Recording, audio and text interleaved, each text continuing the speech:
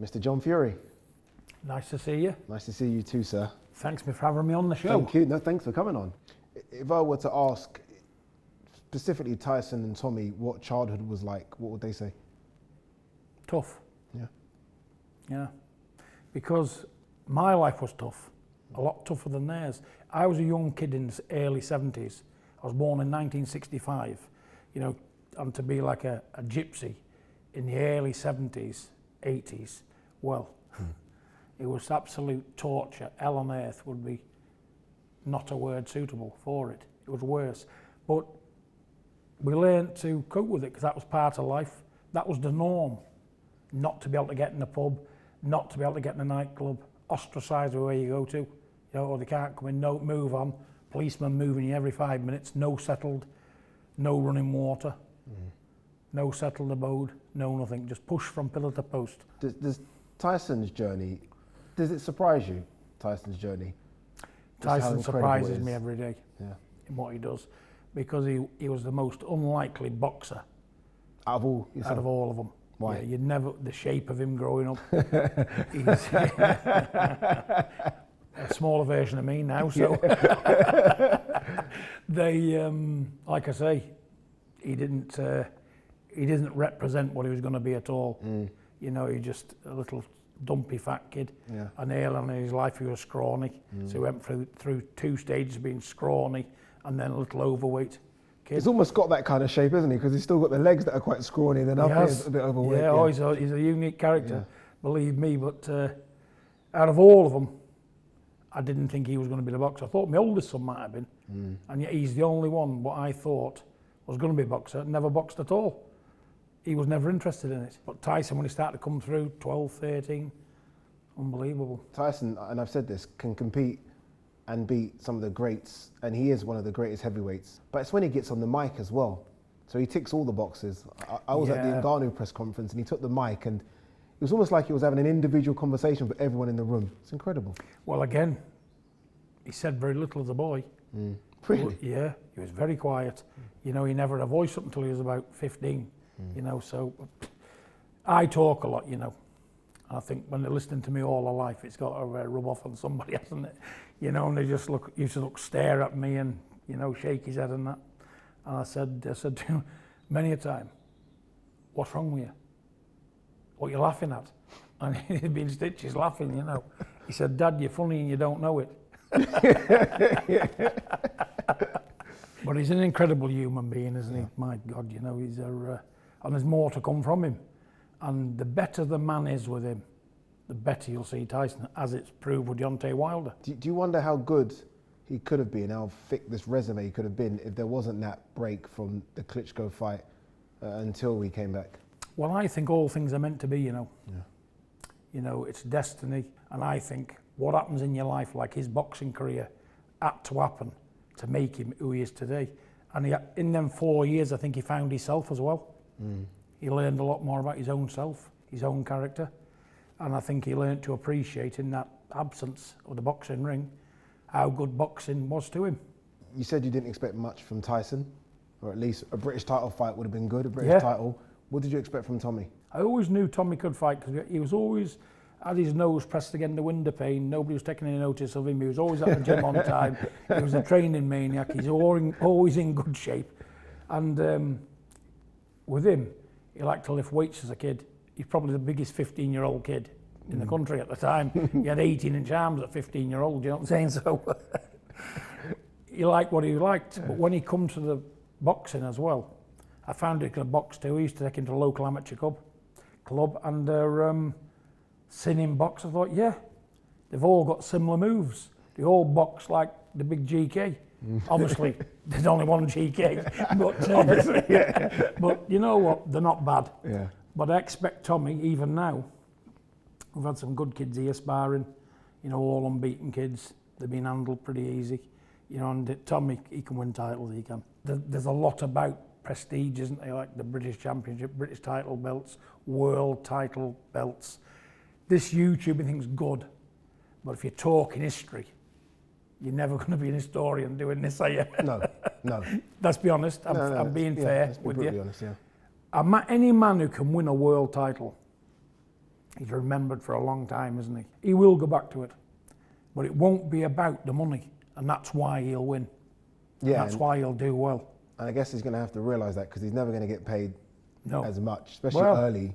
Well, we've had this conversation, and I said to him, he said, you know what, Dad, it won't be about the money. It'll be about winning them belts so I can put them on the mantelpiece, like my brother, you know. Because if you ask Tyson the same question, what would you do? Go this crossover job or stay as you was? He wouldn't even need a split second to answer you. Tyson's career and his achievements and his accolades are worth more than life itself to him. They are to me. I look at them belts every day, even though they're not mine.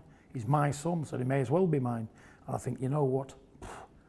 All the money in the world and in the universe couldn't make me more happy than looking at them belts, knowing my son's achieved all that and beat the best fighters in the world and #1 in the world at his job.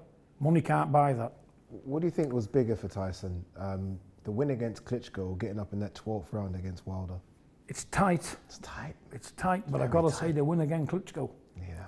Because nobody gave him, he was 100-1 shot at the bookies. I have to be honest with you, John, I didn't give him a shot. John, I have to be brutal with you. Yeah. I didn't think he had a chance. Well, we did. Yeah. We knew we could do him.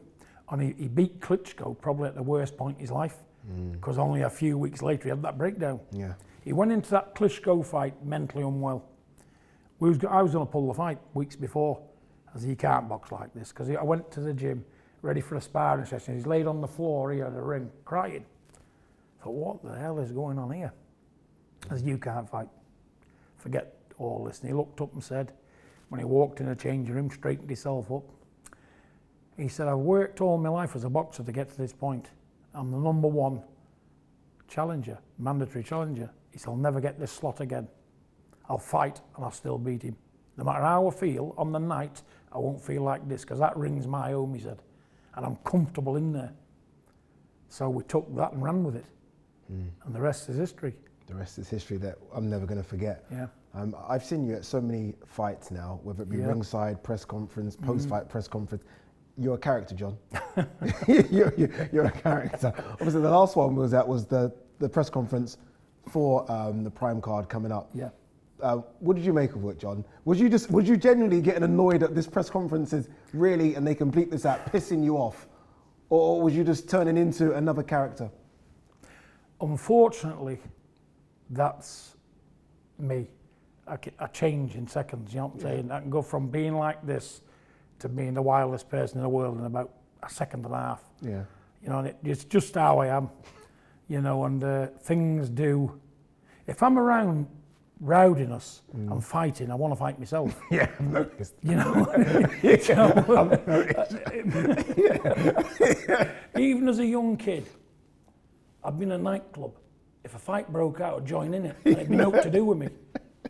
I'd be stood there with a girl, having a drink, a fight would break out, I'd leave it straight in the punch-up. Noise and fighting, it just ignites something inside me. And when all this talk was to and fro, you know, it lit that fuse in me. I saw it. I was right behind you, and I almost saw you change. Yeah. But I've had enough of this. Yeah. I just want to. It's okay. We're fighting. Let's get on with it. Obviously, you decided one table wasn't enough, so both are going. Yeah, I got a sore foot and all. Still limping now.